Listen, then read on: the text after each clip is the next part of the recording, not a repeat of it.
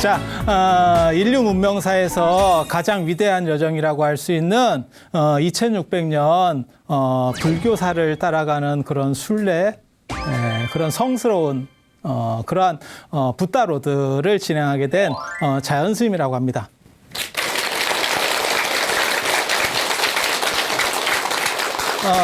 사실 불교가 어렵다고 생각을 하지만 실제로 별로 어려운 건 아니에요. 단지 여러 가지 상황들에 의해서 불교가 어렵게 느껴지는 그런 부분들이 있거든요. 그래서 저는 개인적으로 불교가 어렵다는 생각을 깨트리려고 이번 여정을 준비했습니다. 그래서 인도 불교에서부터 시작해서 중국을 거쳐서 한국까지 이러한 긴 여정, 어떻게 보면 대장정입니다.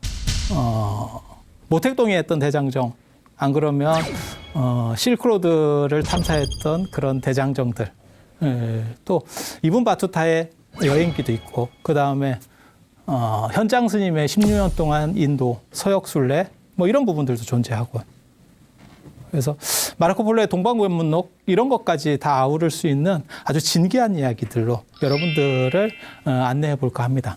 제일 먼저 가지고 온 주제는 부처님이 인도 사람이다라고 하는 얘기를 해드리고 싶어요. 언뜻 생각하기에는 부처님 인도 사람인 거 당연한 거 아닙니까? 불교 인도 거 아닙니까? 이렇게 생각할지 모르겠는데 한국 불교에서 만날 수 있는 부처님은요, 실제로는 인도적인 부분이 거의 없어요.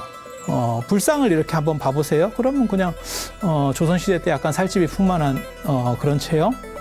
그리고 큰 스님들께서 법문하시면 대부분 한문적인 이야기를 하시고. 그런데 부처님이 진짜 한문을 알았을까요?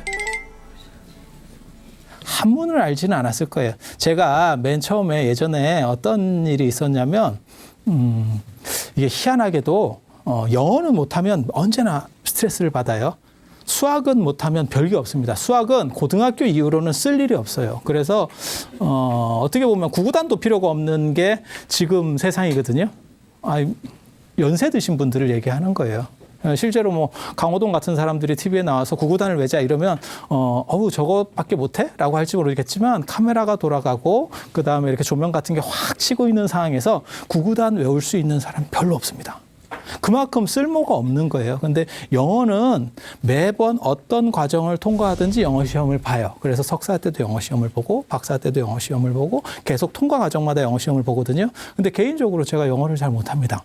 근데 제가 많은 학위를 할 때 대학원들에서 많이 이렇게 졸업을 할 때 언제나 영어 시험을 봤는데 영어 시험은 한 번도 떨어진 적이 없어요. 그래서 다른 사람이 뭐라고 물어보냐면 어떻게 통과하냐라고 사람이 물어봤을 때 제가 뭐라고 대답했냐면 부처님이 외국분이라서 그래서 그런 쪽에는 아주 영험이 있어 이렇게 얘기를 해줬어요. 그런데 부처님이 한문을 아셨을까요? 한문은 아닐 거예요. 그죠? 한문은 아닐 거예요. 그러면 남방불교에서 쓰는 빨리어를 아셨을까요? 그래서 불교를 배우는데 언어에 대한 필연성은 없어요. 이유가 뭐냐면 부처님이 쓰신 언어가 있어요. 원시 마가다어라고 하는 언어가 있었어요. 근데 그거는 사어예요. 지금 벌써 없어졌어요. 그렇기 때문에 다 번역어밖에 남아있지 않아요. 그래서 언어에 대한 필연성이 없는 게 불교예요. 그런데 큰 스님들은 대부분 한문을 쓰십니다. 그래서 마치 불교가 중국에서 마치 중국 문화를 대표하고 어떻게 한문적으로 관계가 있는 것처럼 실제로는 전혀 그렇지 않아요. 전혀 그렇지 않아요. 그리고 오늘날 사찰에서 부처님이 아침마다 차를 드세요. 그걸 다계라고 하는 거거든요. 다계. 그래서 아금청정수 변이감로다 차를 올려놓고 실제로는 물을 올립니다. 예전에 형편이 좋을 때는 차를 올렸었고요.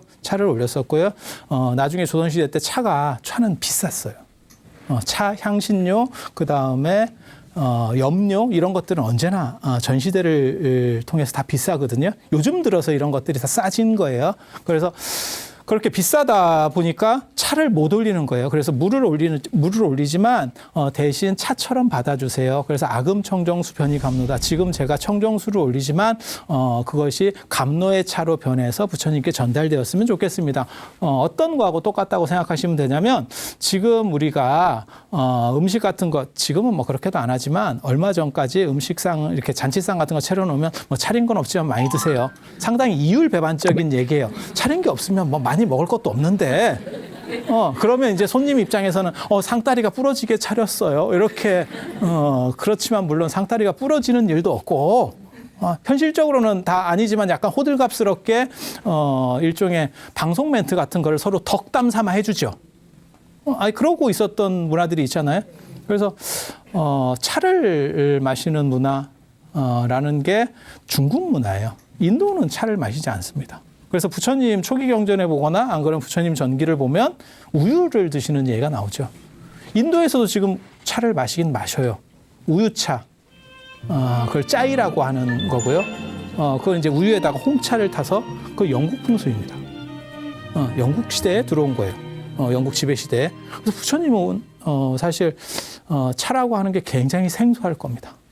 예전에 차를 올렸을 때도 있어요. 차를 올렸을 때도 있어요. 그래서 차를 올릴 때는 뭐라 할까, 닭에도 다릅니다. 금장감로다 이렇게 해서 지금 제가 차를 올립니다라고 해서 하는 경우도 있어요. 그래서 아무튼 부처님은 아침마다 차를 한 잔씩 드시고 그 다음에 살집은 풍만하고 마치 우리나라 사람처럼. 그래서 부처님이 인도 사람이라는 걸 눈치채기는 굉장히 어려워요. 사실 지금 현재 불교 문화 중에서 남아있는 것 중에 우리나라 불교 문화 중에서 남아있는 것 중에 인도 전통하고 관련된다라고 하는 거는 머리를 미는 것밖에 없어요. 스님들도. 지금 제가 입고 있는 옷을 이걸 장삼이라고 하는 건데 이거 유목문화 옷이 아니고 농경문화 옷입니다. 여러분들이 입고 계신 그렇게 몸에 착 달라붙는 게 유목문화 옷이에요. 이거는 품을 크게 해서 가오 잡을 때 쓰는 겁니다. 가오 잡을 때. 철저하게 이거는 농경문화 옷이고 이와 똑같은 게 유생들도 입어요. 사극에서 보면. 그걸 도포라고 하는 거고 거기에다가 지금은 여기는 이제 허리띠 내장형 이렇게 해서 여기 한번 묶게 돼 있는데 원래는 이런 식은 아닙니다. 이런 구조는 아니었습니다. 그래서 여기에다가 사극에서 보면 이렇게 띠를 매죠. 띠를 하나 매죠. 왜냐하면 이렇게 펄럭거리니까. 그래서 그런 띠를 신이라고 합니다. 신이라고 불러요. 그 끈 이름이 신이에요. 그래서 그걸 신을 맨 선비들을 신사라고 부르는 겁니다. 신사. 신사숙녀라는 말이 사실은 거기서 나오는 거예요. 그래서 신사라는 표현은 거기서 나오고 숙녀라는 표현은 요조숙녀 군자호구다. 그래서 시경 관저편에 나오는 얘기예요. 그리고 똑같은 옷을 도교에서도 입어요. 푸른색으로 입습니다. 그걸 학창의라고 합니다. 학창의. 그래서 다 이렇게 품이 큰 옷을 입고 가오 잡는 문화가 이거 중국 문화예요. 그리고 바루 같은 경우는 실제로 인도 문화잖아요. 맞아요. 바로 인도 문화입니다. 하지만 하나의 바루를 썼어요. 인도에서는. 지금 우리처럼 4개의 바루, 5개의 바루를 쓰지 않습니다.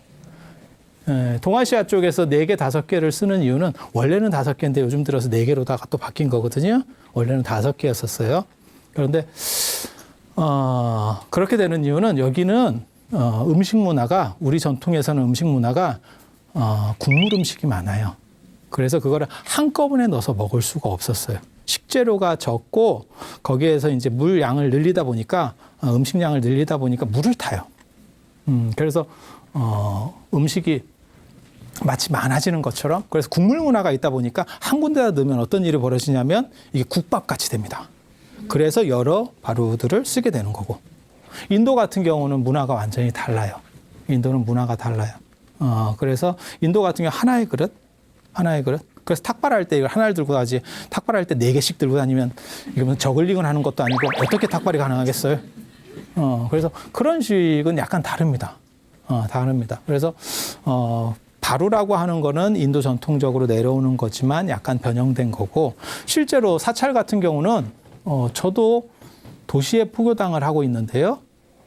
사람들이 뭐라고 얘기하냐면 절 같지 않아요. 이렇게 얘기해요.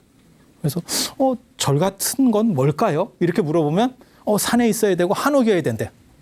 실제로 한옥이라고 하는 거는 인도 부처님이 한옥에 사셨을까요? 어때요? 그건 안 맞겠죠. 그리고 예전에 인도에서는 탁발을 하고 다녔기 때문에 탁발하는 사람은 산에 살 수가 없어요. 왜? 갔다가 돌아와서 드셔야 돼요. 인도 전통에는 2가지가 있어요. 탁발 전통에서 2가지가 있어요. 그 자리에서 먹어도 되는 집단이 있었어요. 근데 불교는 금강경이나 이런 데 처음 보시면 아시겠지만 탁발한 음식을 가지고 와서 돌아와서 절에 와서 드십니다. 그리고 그렇게 해서 음식을 다 드시는 데까지 12시 이전에 끝나야 돼요. 그 얘기는 뭐냐면 절대 마을과 먼 곳에 사찰이 존재할 수 없다는 것을 의미해요.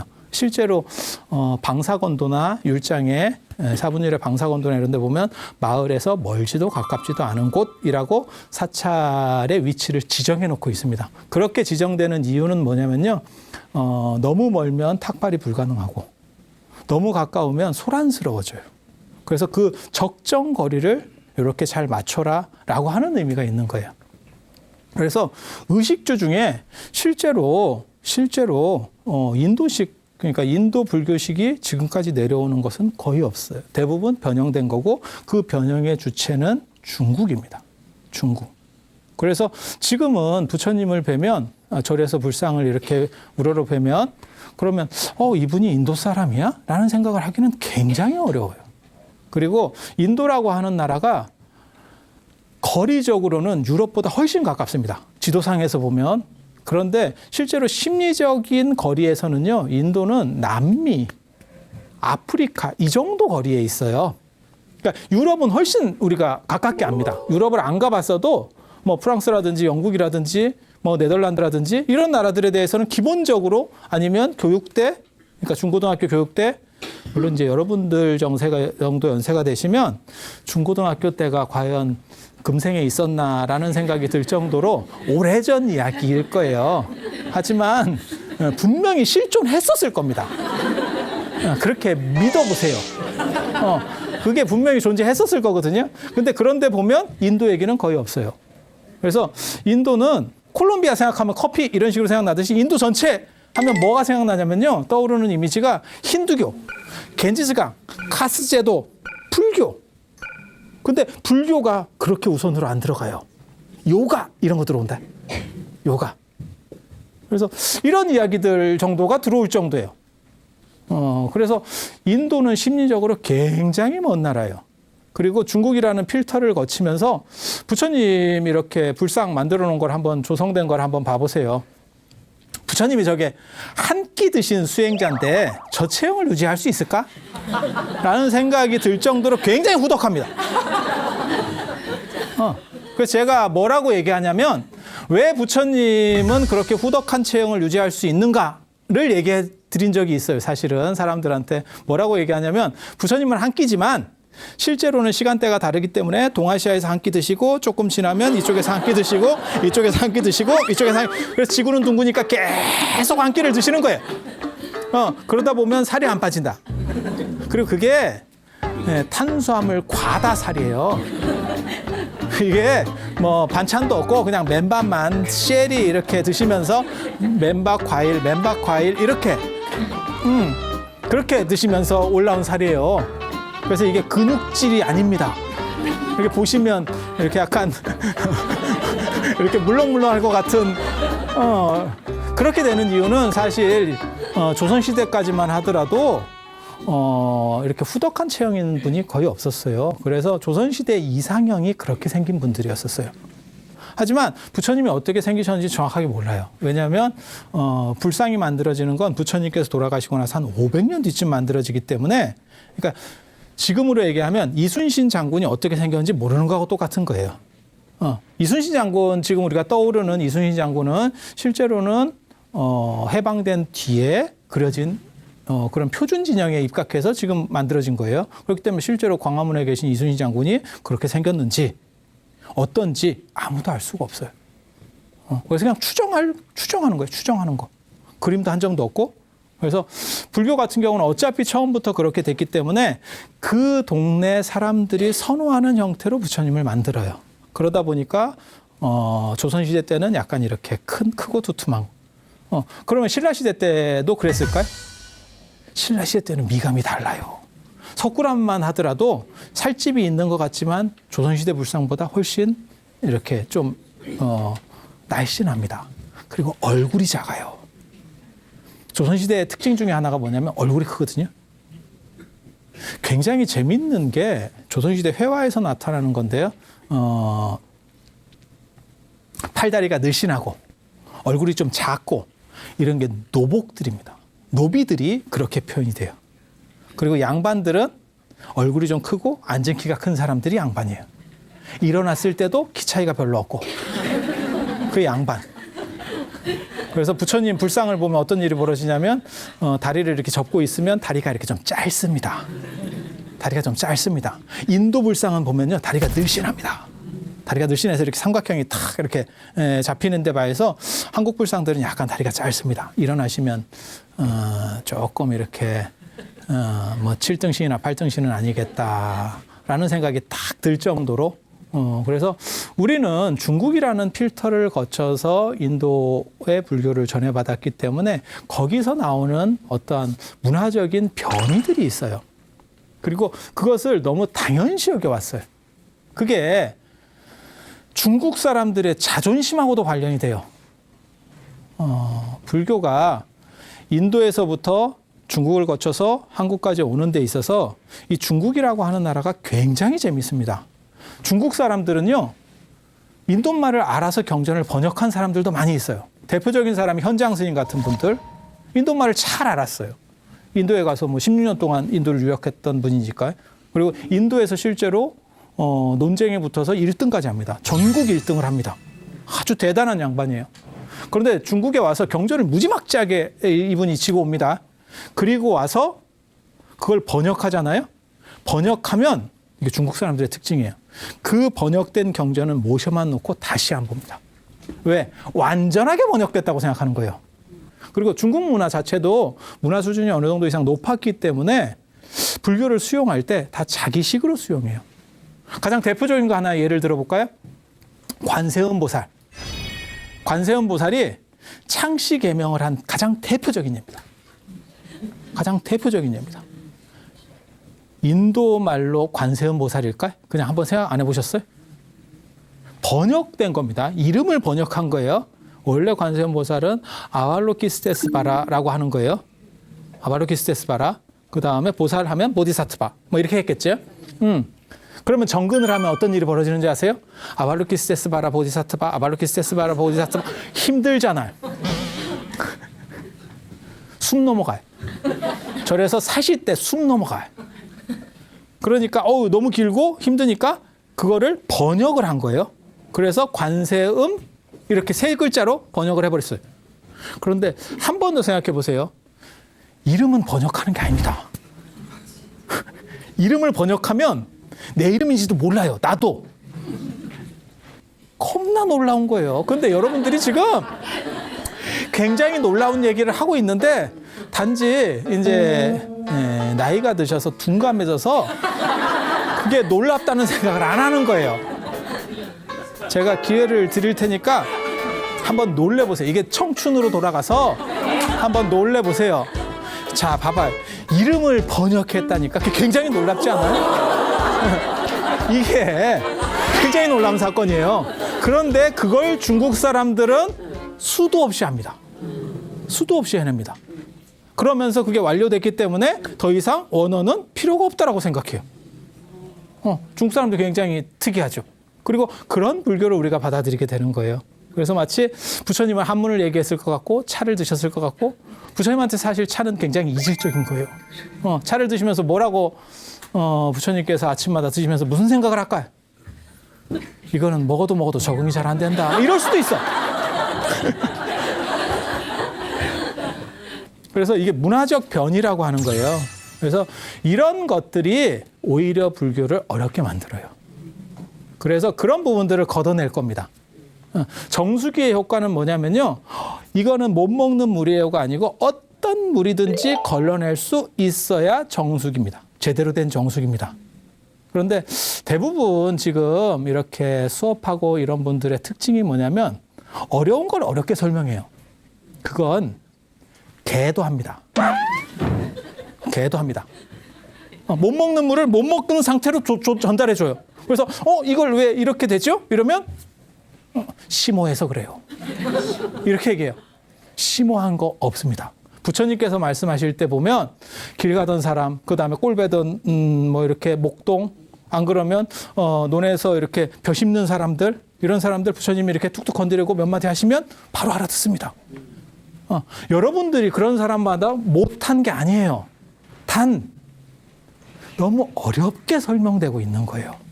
너무 어렵게 설명돼서 여러분들이 잘 못 알아들을 뿐이에요. 그리고 제가 그런 얘기를 합니다. 이 세상에 부족한 학생이라는 건 존재할 수 없다. 언제나 부족한 선생이 있을 뿐이다. 못 알아듣는다는 건 있잖아요. 선생이 100% 잘못하는 거예요. 그건 선생의 의무예요.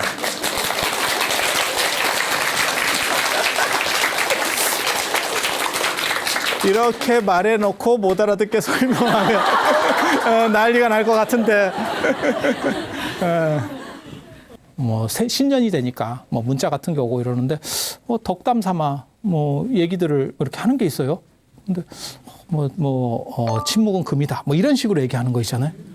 제가 제일 싫어하는 말 중에 하나인데 왜? 그게 한자 문화권의 대표적 특징 중에 하나입니다. 마치 침묵이라고 하는 것이 미덕인 양. 여러분도 아마 그렇게 교육을 받으셨을 거예요. 그렇게 교육받는 이유가 두 가지가 있습니다. 하나는 한자의 미개성이라고 하는 거예요. 한자의 미개성. 전 세계에서 가장 오래된 문자 중에 하나입니다. 상형 문자에서 시작해서 오늘날까지 쓰는 문자가 한자입니다. 다 없어졌어요. 다 없어졌어요. 진시황하고 우리는 같은 문자를 읽을 수 있다니까? 이거 굉장히 놀라운 거예요. 이게 굉장히 놀라운 거예요. 그냥, 이 정도가 아니고 세상에나 하는 거예요. 세상에나 하는 거. 진짜. 이건 굉장히 놀라운 거예요. 이게 너무 강요하는 것 같은데. 근데 한자에서 말이을 이자가 있어요. 이게 그러나도 되고 그리고도 돼요. 이게 얼마나 미개 한가를 나타낼 때 흔히 제가 드는 예거든요. 그러나하고 그리고는요 정반대 의미입니다. 그러나는 그냥 같이 가는 거고 그러잖아요. 그리고는 같이 가는 거고 그러나는 정반대. 그런데 하면 상황이 반전되는 거잖아요. 그죠? 그런데 이걸 한자에서는 같이 가요. 그러면 어떻게 구분하느냐? 앞뒤 문맥을 보고 그냥 그러나 그리고 이렇게 그냥 대충으로 찍어보는 거예요. 앞뒤 문장 구조를 봐서 그러나 같아? 그러면 그러나. 그리고 같아? 그러면 그리고. 아니 진짜.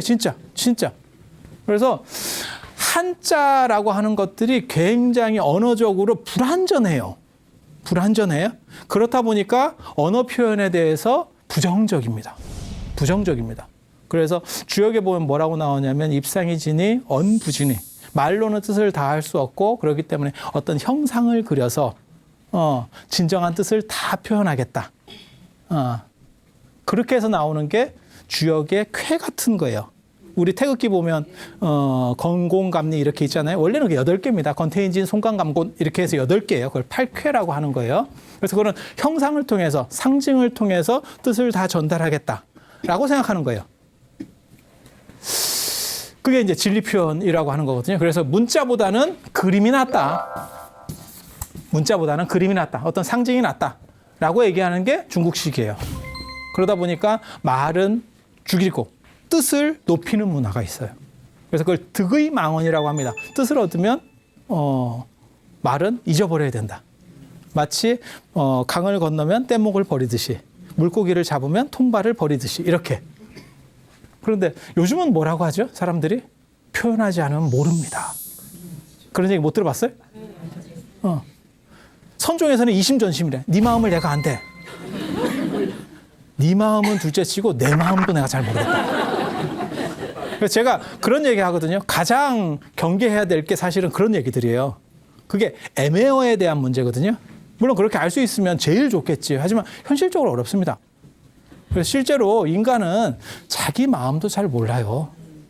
그래서 지금 뭐 정초에 예를 들어서 우리가 무슨 신년에 무슨 뜻을 세우고 뭔가를 좀 하려고 하고 뭐 이렇게 작심을 하잖아요. 이루어집니까? 남자들이 해서 가장 많이 실패하는 게 담배 끊는 거. 여자들이 평생 하는 거 다이어트. 성공할 수 없는 그게 불멸의 도전이에요. 차라리 히말라야 14자를 만등하는 게 쉽지. 그건 굉장히 어려운 일이에요. 굉장히 어려운 일이에요. 그런데 그게 내 마음도 내가 통제하지 못한다는 얘기예요. 통제하지 못한다는 얘기예요. 다른 사람을 어떻게 통제할 수 있겠어요? 그래서 언어에 대한 불신, 언어에 대한 불신에 대한 문제가 있고, 그것이 논어에도 나옵니다. 그래서 논어에 보면 뭐라고 나오냐면, 교원영색 선인이라, 얼굴을 이렇게 살살살 잘 웃고, 얼굴빛을, 낯빛을 부드럽게 하고, 말 잘하는 사람 치고 어진 놈 없다. 어진 놈 없다. 그렇게 얘기하는 거예요. 그게 동아시아 사람들이 무뚝뚝하게 만드는데 가장 큰 영향을 행사하는 구절입니다. 그래서 외국인들이 봤을 때 동아시아 사람들이 약간 화난 것 같아요. 이렇게 하는 거에 그런 기준. 왜? 그렇게 해야 사람이 듬직하다고 생각을 하는 거예요. 근데 지금은 시대가 완전히 달라졌어요. 지금은 시대가 완전히 달라졌어요. 그래서 언어에 대한 불투명이 아니고 언어는 투명해져야 돼요. 언어가 투명해지려면 아는 것이 분명해져야 돼요. 그러면 아는 걸로 완전히 다 그것을 우리가 커버할 수 있습니까? 그렇게는 안 돼요. 하지만 그렇게 되는 직전까지 가는 것은 알미 인도해 주는 거예요. 그러니까 그것은 말로 못해요. 진리는 말로 못해요. 말로 못한다는 것도 말이에요. 그러니까 말로 외에는 표현할 수 있는 방법이 없는 거예요. 그리고 모든 문명은 이렇게 언어나 논리적인 걸 기반으로 해서 전달되는 거예요.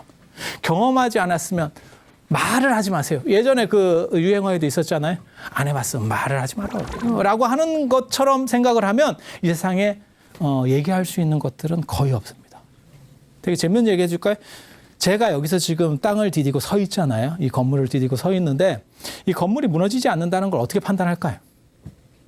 여러분은 어떻게 판단하세요? 여기를 모두 이렇게 우리가 밟아보나? 그러고 나서 이 공간은 무너지지 않습니다. 라고 얘기해요. 한두 번을 이렇게 한두 군데를 밟아보고 이 정도면 충분해. 라고 유비추리. 그러니까 쉽게 말해서 판단의 영역을 확장시켜버리는 거죠.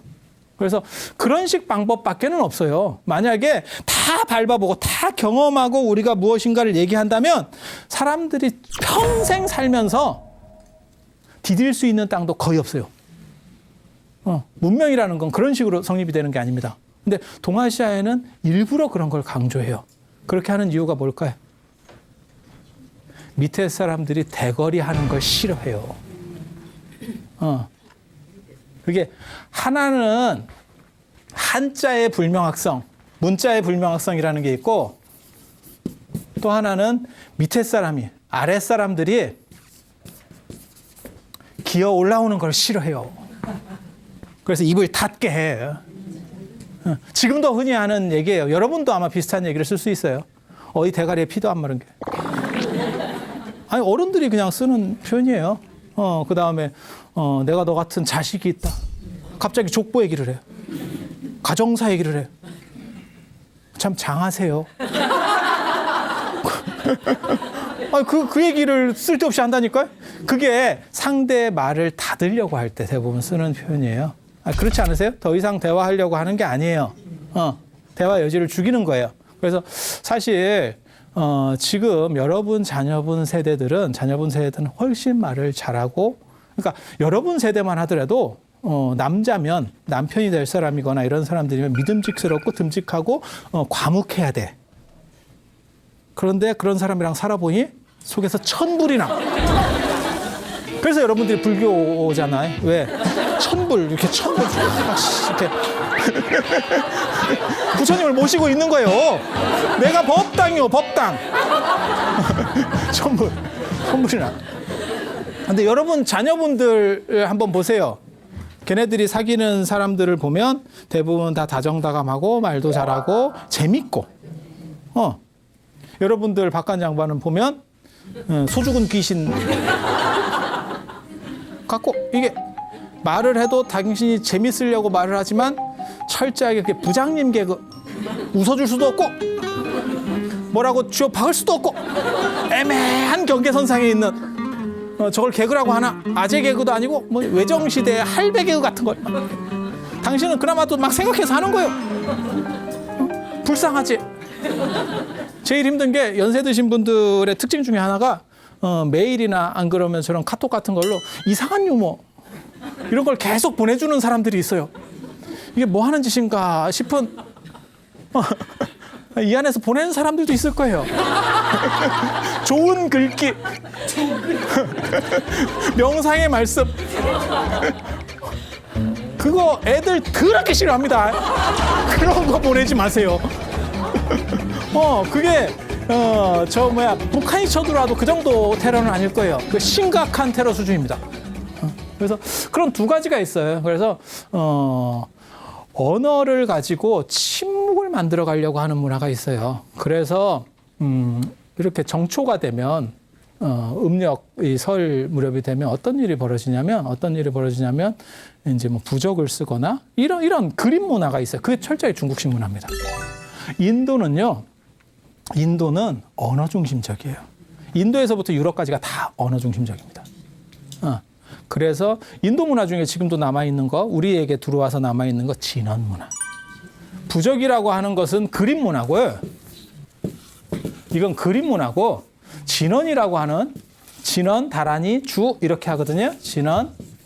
다란이는 긴 거, 주는 좀 짧은 거. 진원은 그냥 표준 스타일. 그래서 그런 거라고 생각하시면 돼요. 그래서 이거는 언어에 대한 문화예요. 좀 다르죠. 색깔이 다르죠. 물론 언어를 가지고 궁극적인 데 도달할 수는 없어요. 우리가 아픈 거. 자, 여러분이 환자예요. 그래서 의사가 얘기하는 거예요. 당신 아픈 걸 한번 설명해 보세요. 그러면 설명을 하지만 실제로 내가 아픈 거는 100% 전달할 수는 없어요. 그게 언어의 한계성이라는 거예요. 그래서 언제나 언어 얘기를 할 때는 언어를 궁극적으로 끌어올리고 그 다음에 한 단계 진전되는 거에 대해서 얘기해요. 그거를 중국 사람들은 그림이라고 생각하는 거고, 인도 사람들은 이것에서 언어의 초월 구조로 간다고 생각하는 거예요. 언어의 초월 구조로. 히랍 사람들은 뭘로 생각했는지 아세요? 히랍 사람들은, 그리스, 로마 이쪽 사람들은 뭐라고 생각했는지 아세요? 수학이라고 생각했어요. 수학만이 언어보다 더 본질적이고 그 다음에 진리하고 더 가깝다 이렇게 생각한 거예요. 수학을 강조한 게 누구냐면 플라톤이에요. 피타고라스도 마찬가지예요. 피타고라스가 무슨 피타고라스 정리하려고 했던 게 아니고 그 사람 철학자입니다. 철학자입니다. 그리고 어떻게 보면 약간 사이비 교주 같은, 피타고라스 학파에서 가장 의심되는 것 중에 하나가 뭐냐면 걔네 전통이 있는데 모든 종교에는 금기식이라는 게 있어요. 뭘 먹으면 안 돼라는 게 있는데 피타고라스 학파에서는 뭘 얘기하냐면 콩을 먹지 마라가 있어요. 도교에도 그런 게 있어요. 도교에도 소금 먹지 마라. 무염식. 예전에 성철 스님도 무염식 하셨다는 거거든요. 무염식. 그런데 불교에도 무염식을 주장했던 사람이 있어요. 불교에서 어떻게 보면 이단으로 몰리는 제바달다가 무염식을 주장했어요. 소금 먹지 말자라고 주장했던 게 제바달다예요. 인도에서 소금 안 먹는다는 건요, 굉장히 특이한 일이에요. 왜? 덥잖아. 더운 지역에서 군대에서 아무리 훈련을 빡세게 시키고 먹을 걸 안 줘도 소금하고 물은 줍니다. 몰라, 지금은 어떤지 모르겠는데 저 때도 그랬었어요. 소금하고 물은 줘요. 왜냐하면 소금하고 물을 못 먹게 되면 사람이 쓰러지잖아요. 그걸 뭐 어떻게 할 거예요? 사람을 잡자는 게 아닌데. 그래서 이런 부분들 굉장히 재밌어요. 그래서 인도에서 왜 먹지 말자 했나? 그런데 그걸 기록을 찾아보면 뭐라고 나오냐면 소금은 더럽대. 이게 물을 증발시키고 끓여내는 과정에서 이게 약간 불순물이 있다. 이렇게 해서 그 부정한 것을 먹으면 어떻게 된다. 이런 식의 어떤 종교적 믿음이 있었는가 봐요. 그래서 안 먹었대요. 몰라. 소금보다 더 이해하기 힘든 게 콩이에요. 콩. 전 세계 사람 아무도 몰라. 왜 안 먹지 말라 했는지. 근데 피타고라스 교단에서는 아무튼 안 먹었어. 그건 금기식이야. 소크라테스가 처형당하는 이유, 독배 나중에 마시고 죽잖아요. 공짜면 양잿물도 마신다는 신념하에 완샷하고 돌아가시거든요. 그렇게 되잖아요. 제자들이 도망가라 그랬어요. 소크라테스한테. 그랬더니 그건 내가 할 일, 그건 가오가 무너진다. 우리는 그렇게 안 산다. 딱. 근데 그 양반이 어떤 혐의로 그렇게 재판을 받게 되냐면 그중에 그리스 젊은이들을 선동한다라고 하는 게 하나 있고, 또 하나가 뭐냐면 그리스 신관을 위협한다라고 하는 게 있어요. 다이몬이라고 하는 자기 신이 있어요. 자기 신이 있다니까. 그러니까 기존에 있었던 히랍 신화하고는 다른 전통을 자기가 주장하는 거예요. 그래서 대부분 철학자들이 예전에 종교하고 같이 연결된다고 생각하시면 돼요. 그래서 플라톤 같은 사람이 진리에 도달하는 방법 중에 하나는 뭐냐면 수학이라고 생각을 한 거예요. 수학이라고 생각을 한 거예요. 그래서 저 플라톤의 저주가 지금까지 남아서 수학 배점이 이렇게 커진 거예요. 아무런 쓸모도 없는데. 불교라고 하는 게 지금 중국을 거치면서 이런 식으로 이제 변화되기 시작하는데 그 원형은 어땠을까요? 그런 얘기들을 이제 할 거예요. 사실 이게 제목이 붓다로드잖아요. 붓다로드. 실크로드에서 차용해 왔대요. 그러더라고. 그래서 내가 생각하기도 되게 싫었는갑다. 이렇게 별로 애정이 없었네. 이런 생각을 했는데 근데 생각해보니까 되게 재밌어요. 어차피 실크로드를 통해서 불교가 들어온. 실크로드가 뭔지 아세요? 그래. 비단길. 정확하게 말하면 장안에서부터 로마까지 이어지는 두 개의 큰 문화권. 두 개의 큰 문화권이 어떻게 교역을 하기 위해서. 왜 그러면 그런 길을 만들어야 했을까요? 왜 그런 길을 만들어야 했을까? 그래, 돈 벌라고가 최고예요. 돈 벌라고가 맞는 거예요. 그거는 뭐 정확한 얘기입니다. 정확한 얘기예요. 그런데 진짜 거기에 비단이 왔다 갔다 했을까? 사실 저는 그 생각을 하거든요. 독일의 지리학자인 니만 호팽이라는 사람이 실크로드라는 용어를 처음으로 이렇게 제출한 사람이에요. 그렇게 사용한 사람이에요. 그게 1877년도에 그렇게 시작이 됐는데 그렇게 하는 데 있어서 비단이 많이 왔다 갔다라고 생각을 한 거거든요. 근데 부처님 생애를 보면 인도에서 비단 얘기가 나와요. 부처님께서 뭐라고 말씀하시냐면 나는 카시산 비단이 아니면 입지 않았다. 그 카시산 비단이 요즘으로 말하면 이태리나 프랑스의 아주 대표적인 한 땀 한 땀이라고 생각하시면 돼요. 여러분이 생각하는 그런 명품 말고 넘버링만 돼 있는 명품이 있어요. 훔쳐가도 아무 쓸모없는 명품이 있어. 그러니까 어느 정도 명품은 훔쳐가다 팔아먹으면 되는데 진짜 최고급 명품은요. 거기에 넘버가 있고 누가 주인인지 이력이 계속 따라다닙니다. 그래서 팔면 절단이 납니다. 블록체인 기술하고 똑같아요. 저 가상화폐랑 똑같아가지고 누가 누구에게 그 다음에 전달됐는지가 나오는 거예요. 이해가 되죠?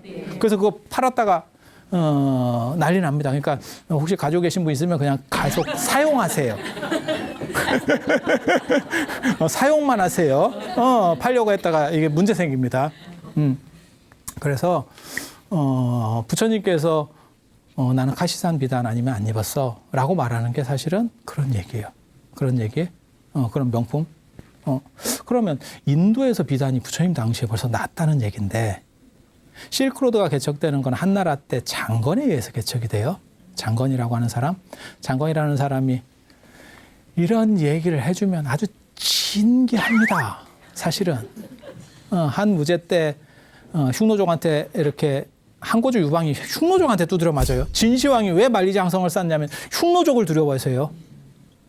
그런데 한무제 때가 되면 상황이 달라져요. 한무제가 이게 시호에 무자가 들어가면 이게 힘 좀 씁니다. 무자, 태자 이런 거 들어가면 아주 셉니다. 그다음에 문자 이런 거 들어가면 공부하는 거고요. 동아시아 문화에서 진짜 특이한 걸 한 가지 말씀드리면 사람이 죽고 났을 때 한 글자로 압축하는 거예요. 임금을 한 글자로 압축한다니까. 세종의 전체 일생을 세 한 글자로 압축한 거예요. 되게 재밌지 않아? 그래서 사실 그런 거 글자를 이해할 수만 있으면 이 사람이 무슨 업적을 했는지 알아요. 단종 봐봐. 단종 됐다는 거예요. 조선의 마지막 왕 이름이 뭐예요? 순종. 고순 이러잖아요. 순종. 순종적이잖아. 얼마나 일제히 순종적이었으면. 고려의 마지막 임금 뭔지 아세요? 공양왕. 공양했다고 왕위를. 누구에게? 이성계에게. 얼마나 편해. 그냥 읽다 보면 이렇게 해서 이렇게 가는구나 라는 걸 알 수 있어요. 이 사람이 한무제가 되면 무자 동서남북 다 치고 나갑니다. 동서남북을 다 치고 나가요. 그때 흉노는 다이다이 붙을 수가 없었어요. 너무 세.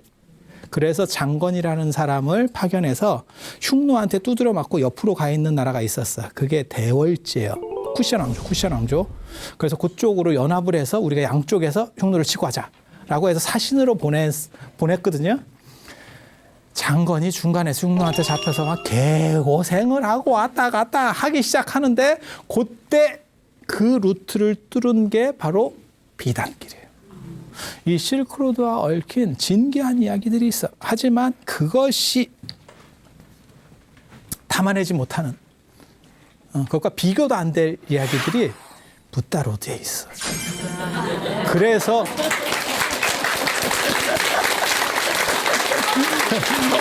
억지로 치는 것처럼 하지만 그래서 앞으로 전개될 내용들은 실제로 실크로드랑 관련이 돼요. 왜냐하면 불교가 인도에서 시작돼서 중국으로 넘어오는 것들이 다 실크로드를 타고 넘어오는 거예요. 만약에 그 실크로드가 열리지 않았다면 사실 불교가 중국에 넘어올 수 있었을까에 대해서도 한 번 정도 생각을 해봐야 돼요. 그래서 그러한 이야기들, 지금 오늘 하지 못한 그러한 진귀한 이야기들이 다음 시간에 이어질 거예요. 다음 시간에 이어질 거예요. 그래서 다음 시간에는